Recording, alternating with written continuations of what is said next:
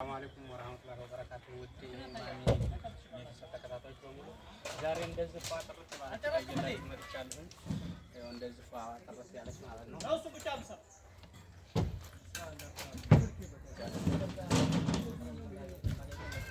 እንደዚህ ሁለቱም ሶስት ተከፋች ናቸው። እነዚህ በሚጠቀም ሳይሆኑ ናቸው የሚወጣላት ወይ እንትን የሚለው ነገር የለም። እንደዚህ ፋጥረት ያው ናቸው እነዛ በቾኮሌት ሆነች ናቸው።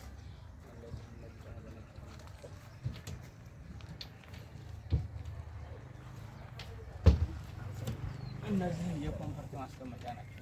ማይፈለጉ ወስደት አልጋ ልብሶች ናቸው። ይሄው ደግሞ አልጋው በዚህ ሜትር ያለው እንደዚህ ፋጥረት ያሉ ናቸው። እነዚህ እንደምታዩት ምንም የሚወጣለት ነገር የለም ማለት ነው። እንደምታዩት እቺ እንደዚህ እንትን ያለች ናት። ይሄ ደግሞ ለጊዜው ማብራት የለምና ነው በራይ ጠፋ ነበረ።